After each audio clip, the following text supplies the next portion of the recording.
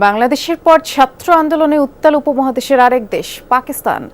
সরকার বিরোধী বিক্ষোভে ফুঁসছে ইসলামাবাদ, লাহোর, বালুচিস্তান সহ বেশ কয়েকটি প্রদেশ।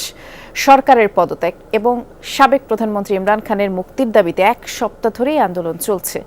দেশটির গণমাধ্যমগুলো বলছে, বাংলাদেশের সাম্প্রতিক আন্দোলনে প্রভাবিত শিক্ষার্থীরা।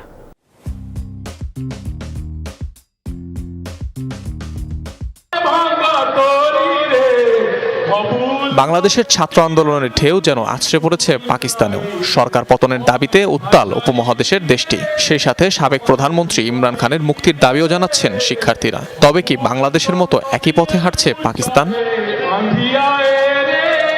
পাক গণমাধ্যমের দাবি, হাসিনা সরকারের পতন ঘটানো বাংলাদেশি ছাত্রদের আন্দোলনে অনেকটাই প্রভাবিত দেশটির শিক্ষার্থীরা। বাংলাদেশ থেকে জুগিয়েছেন বিক্ষোভের অনুপ্রেরণা।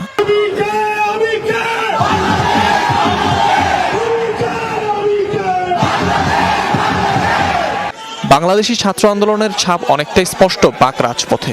নানা ধরনের বাংলা স্লোগানে মুখরিত হচ্ছে দেশটির রাজপথ। শুধু তাই নয়, রাস্তায় রাস্তায় বিক্রি হচ্ছে লাল সবুজের পতাকা। পাকিস্তানি পতাকার পাশাপাশি যা হাতে নিয়ে মিছিল করছে দেশটির ছাত্র জনতা।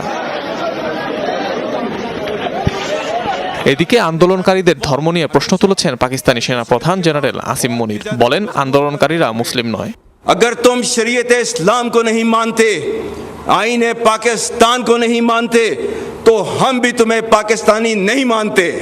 গেল শুক্রবার দেশের সংবিধান পুনরুদ্ধার এবং ছাত্র সংঘগুলোকে উজ্জীবিত করতে আন্দোলনের ডাক দেয় পাকিস্তানের প্রধান বিরোধী দল পিটিআইয়ের ছাত্র শাখা আইএসএফ। 30 আগস্টের মধ্যে ইমরান খানকে মুক্তির আলটিমেটামও দেয় পাকিস্তানের স্টুডেন্ট ফেডারেশন। অনিক রহমান, যমুনা নিউজ।